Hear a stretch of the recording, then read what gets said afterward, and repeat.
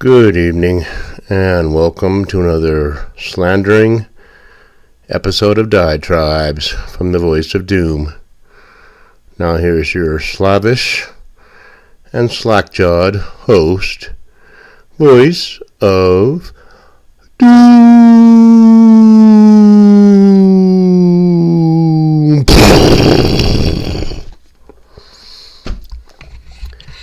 Alright, I'm back. I figured I'd do another diatribe because I've had 3 days off and a little bored. But I thought I'd do my own little commentary on recent events off the top of my head. A few ideas percolating, but no real rhyme or reason as usual. But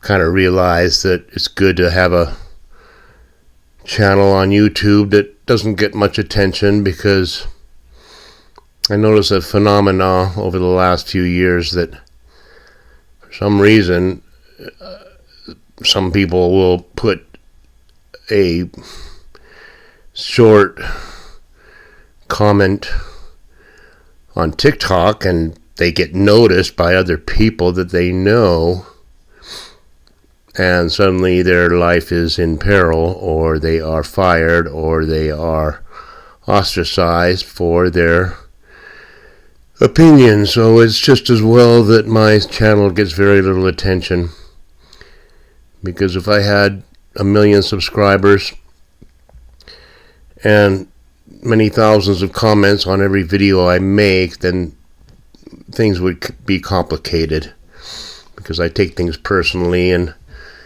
I'd have to argue with every single person that disagreed with me.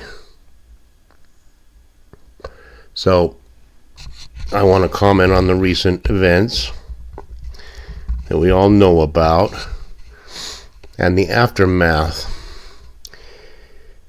And my basic conclusion to the thesis that I have been propounding over the last 5 years of society basically falling apart is coming true in spades, and there's no getting around it, and there's no reason for me to continue talking much about it, because everyone can see what's happening now. We used to have a society of people who could agree to disagree,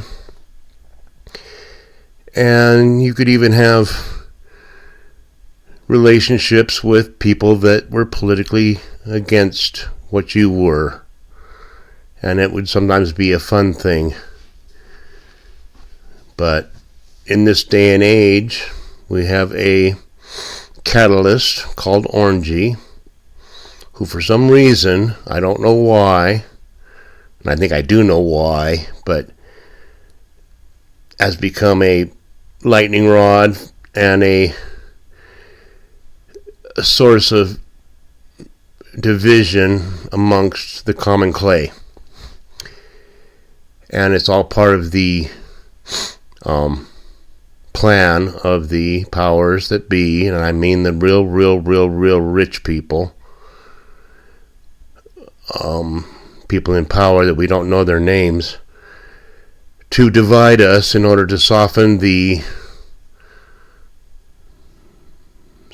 playing field, soften the battlefield for the final conflagration. Now, there is more and more conspiracy theories that are coming forward, and more things that are being espoused by people, where they are saying there are evil entities on this planet who are working in concert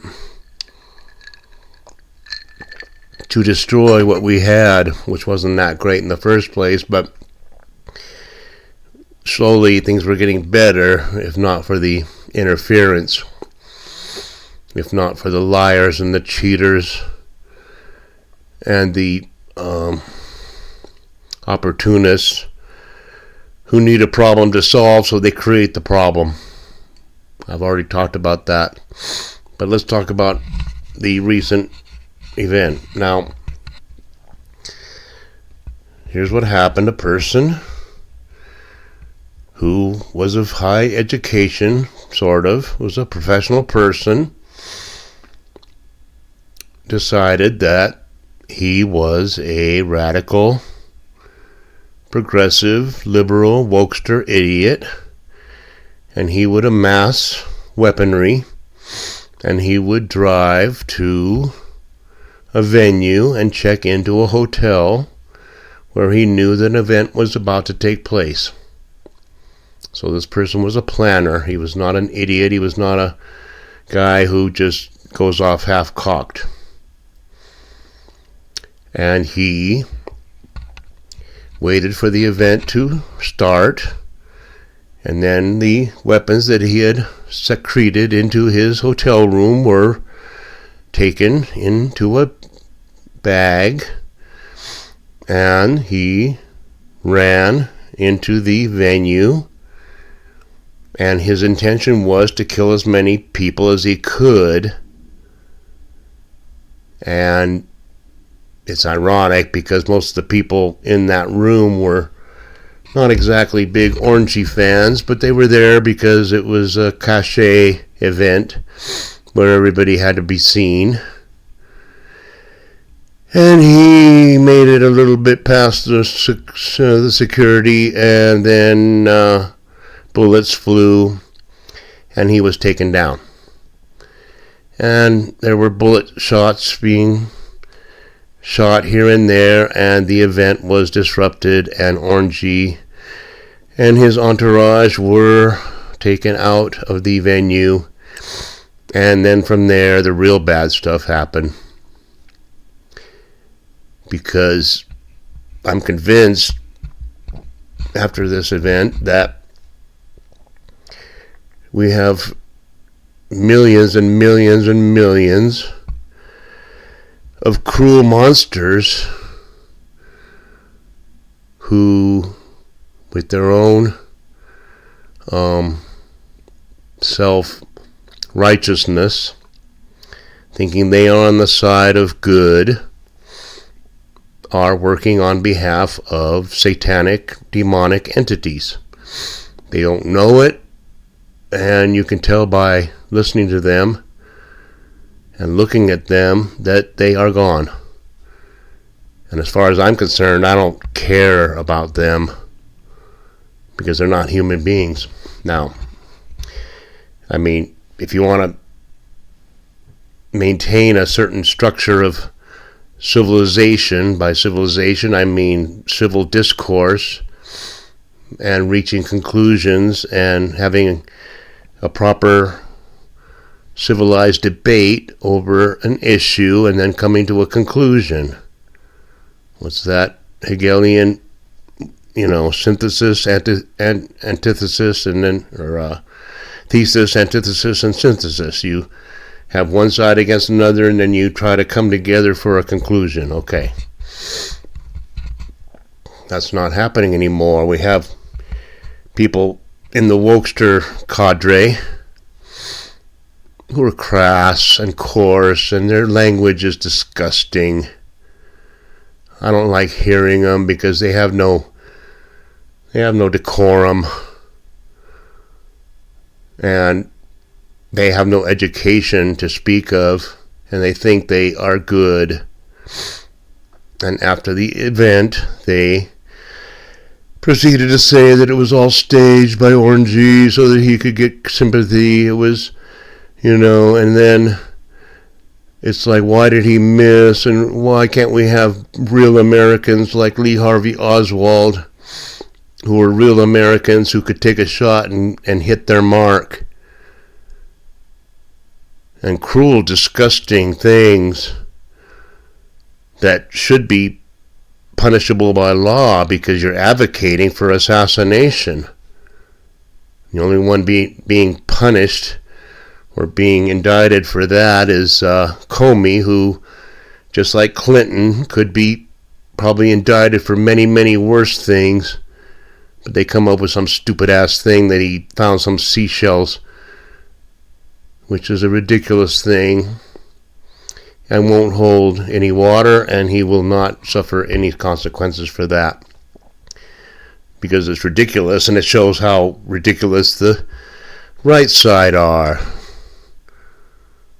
The Kash Patels and all these others, and the attorney generals who go after a totally corrupt to the bone former FBI director for something so stupid. Now, come on. Everything's the idiocy, and everything's falling apart. Okay, so all these people, the common clay of the left, are saying why did he miss? And I wake up every day hoping for his death and this and that. Now, I didn't like Petri Dish one bit. Thought he was a corrupt, stupid, demented fool. Never liked him since 76. And don't like him now, but I don't sit around hoping every day that I wake up that he'll be dead. He was supposed to be dead a long time ago from stage 4 cancer, but he's still around. But I don't wish for his death. I don't wake up hoping that, oh, Petri Dish has finally died. Oh, good. I can dance on his grave. Just for my own personal karmic, well-being. I don't hope for that, but these people are absolutely nuts, and they're cruel, and they're crazy, and they're monsters. Populi Monstros. We have a population of monsters who actively hope for the death of our president because they think that he is a pedophile, or they think he is a SA'er, and all this other crap that's been fed to him by this media that's not worthy of being around. And I think it's fine that the press were all cowering under their tables so they could get a taste of what everything's like. And they will go back to their usual lambasting of Orangey and say, Chuck Todd, I won't go anywhere near Orangey because he's dangerous. Everywhere he goes, chaos follows. I mean, these idiots, they don't realize that their karmic retribution will follow them for millennia, for trillions of lifetimes. They will be reborn in misery. They don't think anything about it. I think about people who are making fun of Erica Kirk, who's rushing out of the venue, crying, saying, I just want to go home after what she's gone through.